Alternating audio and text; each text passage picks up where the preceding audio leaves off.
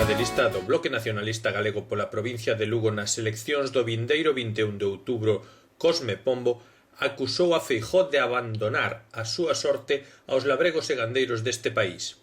Nun acto de pre-campaña en Sarria xunto ao portavoz nacional do BNG, Guillerme Vázquez, Cosme Pombo dixo que o PP despreza os labregos e gandeiros. Por iso eliminou a Consellería de Medio Rural e non lle importa que os gandeiros galegos estexan hoxe en día cobrando o litro de leite por debaixo do que lles custa producilo. Galiza pode. Galiza é rica. Ten sectores productivos que nos poden axudar a sair desta situación. O que fai falta é crer nela. Para os problemas das clases populares sin solución dos problemas de Galiza. É que é imposible. Bueno, ni aquí, ni en Francia, para a solución por fronteras de Francia vai que vaya, e entón, claro, eso tamén o temos que pensar, non? Nos corremos o risco de, se non apostamos decididamente polo nacionalismo galego, e aquí só hai nacionalismo e o BNG, pois de ir por un camiño moi preocupante entre recortes sociais e irrelevancia política sin nada que decir no contexto estatal.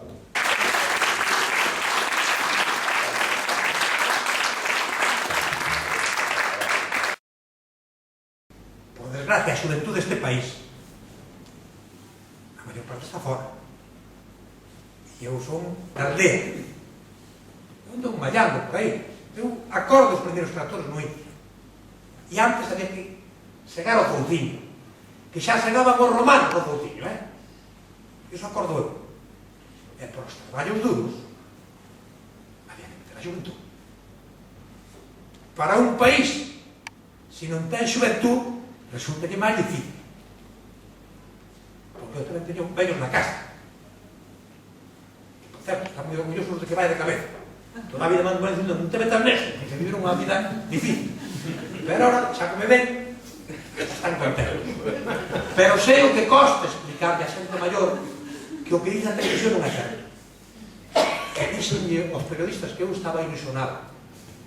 Porque mira, a pesar de que nos vendan la droga e o tabaco, eu tiño claro unha cousa. Estuve ese mismo día, había unha reunión das preferentes, chamas, sabedes como que é as preferentes, non?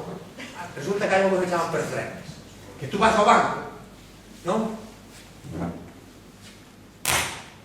Suposo que da risa, pero aí non se caen coñes un pouco serio, porque eu vin outro día mulleres de 80 anos que aforraron toda a vida, non sei, dicen pouco dinheiro, para mí é moito porque é moito a vida, mellor, 20 euros, 4.000, e foron a banco e dixeron ao director, oiga, póngame a plazo, fijo. O director, que sempre ten confianza, que